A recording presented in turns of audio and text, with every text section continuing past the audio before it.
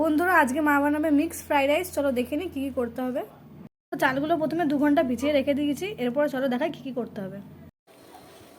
জলটা ফুটে গেছে, এবার আমি চাল দেবো।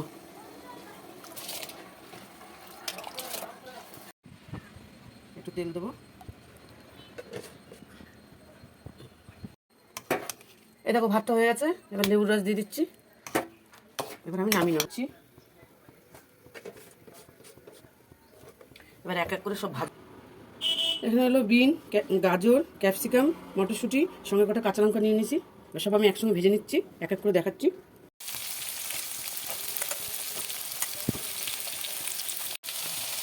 একটু লবণ দিচ্ছি।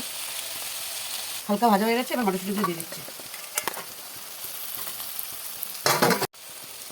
ভাজা হয়ে গেছে, এবার আমি তুলে নিচ্ছি। ওই তেলে সয়াবিনটা ভেজে নেবো। একটু লবণ দেবো। সয়াবিনটা ভাজা হয়ে গেছে, এবার তুলে নিচ্ছি। ওই কড়াইতে আবার তেল নিয়ে নিচ্ছি। মাংসটাকে মেখে রেখেছি গোলমরিচের গুঁড়ো আর লবণ দিয়ে, এবার এটাকে ভেজে নিচ্ছি। দেখো চিকেনগুলো ভাজা ভাজা হয়ে গেছে, এবার আমি এটা তুলে নিচ্ছি। চিংড়ি মাছ গোলমরিচ আর লবণ দিয়ে মেখে রেখেছি, ওই তেলেই আবার ভেজে নিচ্ছি। চিংড়ি মাছগুলো ভাজা হয়ে গেছে, এবার আমি এটা তুলে নিচ্ছি। ডিমগুলো ভাজা হয়ে গেছে, তুলে নিচ্ছি।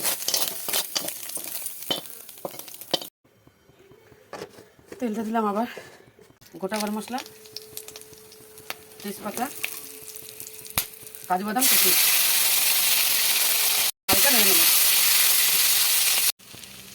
হয়ে গেছে, এবার সব জায়গায় ঢেলে নেবো। হাঁড়িতে তেল মাখিয়ে নিচ্ছি। এই তেজপাতাগুলো হাঁড়ির নিচে পেতে দেবো। দেখো আমি ভাতটা দেবো। দেখো ভাতটা কত সুন্দর ঝরঝরে হয়েছে। ভেজে রেখেছিলাম সব, এবার সব একসঙ্গে মিলিয়ে নিলাম, এবার এক এক করে দেবো।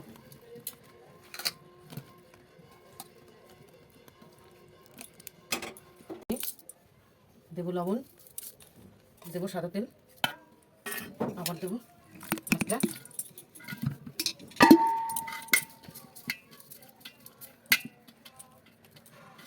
দেখো একইভাবে আমি 4টে লেয়ার করে নিয়েছি। এবার এটা আমি পুরো রেডি হয়ে গেছে, এবার এটাকে 8 ঘন্টা ভাপে রাখবো।